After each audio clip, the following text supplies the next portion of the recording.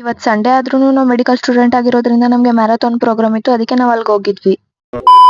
ನಮಸ್ತೆ ಎಲ್ರಿಗೂ, ನಾನು ನಿಮ್ಮ ದೊಡ್ಡಬಳ್ಳಾಪುರದ ಹುಡುಗಿ. ಇವತ್ತು ವಿಷಯ ಏನಪ್ಪಾ ಅಂದ್ರೆ ನಮಗೆ ಡ್ರಗ್ಸ್ ಫ್ರೀ ಕರ್ನಾಟಕ ಅನ್ನೋ ಮ್ಯಾರಥಾನ್ ಪ್ರೋಗ್ರಾಮ್ ಇತ್ತು, ಅದಕ್ಕೆ ನಾವೆಲ್ಲ ಅಲ್ಲಿಗೆ ಹೋಗಿದ್ವಿ.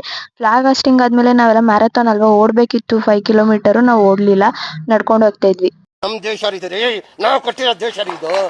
ಅಲ್ಲೂ ಏನು ಓಡಿರ್ಲಿಲ್ಲ, ಆದ್ರೂ ನನ್ನ ಪಾಪ ಅವಳು ಓಡಿದಾಳೆ ಅಂದ್ಬಿಟ್ಟು ಹೆಂಗ್ ರೇಗಿಸ್ತಾ ಇದೀನಿ ನೋಡಿ. ಯಾರಿಗೂ ಬರಬಾರ್ದಪ್ಪ ಇಂಥ ಪಾಡು. ಯಾರು ಮಾತಾಡಿದ್ರೇನು?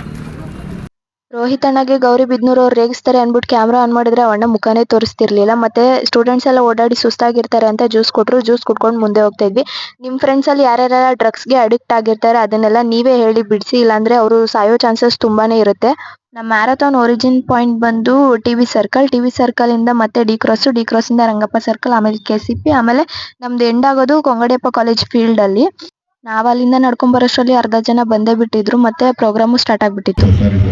ಹಾಗಾಗಿ ಸಾಹೇಬರು ಮತ್ತೊಮ್ಮೆ SP ಸಾಹೇಬ್ರಾಗಿ ಬಂದಿರೋದು ನಮಗೆ ತುಂಬ ಸಂತೋಷ. ನಾವು ಮತ್ತು ಪಾಂಡುರಂಗ ಸಾಹೇಬರು, DSP ಸಾಹೇಬರು ಇನ್ಸ್ಪೆಕ್ಟರ್ ಆಗಿ, ಸಬ್ ಇನ್ಸ್ಪೆಕ್ಟರ್ ಆಗಿ ಸಾಹೇಬ್ರ ಹತ್ರ ಕೆಲಸ ಮಾಡಿದ್ವಿ. ಅವರ ಮನಸ್ಸು ತುಂಬ ಸಹೃದಯವಂತರು, ಓದ್ತಕ್ಕಂಥ ಎಲ್ಲ ಪೊಲೀಸ್ ಅಧಿಕಾರಿಗಳಿಗೆ ತುಂಬ ಸಪೋರ್ಟ್ ಮಾಡಿದರು. ಅವ್ರ ಕಾಲದಲ್ಲಿ ಒಂದಿಬ್ಬರು DSP ಆಗಿ ಕೂಡ ಆಯ್ಕೆ ಆದರು. ಹಾಗಾಗಿ ದೊಡ್ಡಬಳ್ಳಾಪುರ ಅಂದರೆ ಸಾಹೇಬ್ರಿಗೆ ವಿಶೇಷವಾದ ಪ್ರೀತಿ. ಈ ಕಾರ್ಯಕ್ರಮ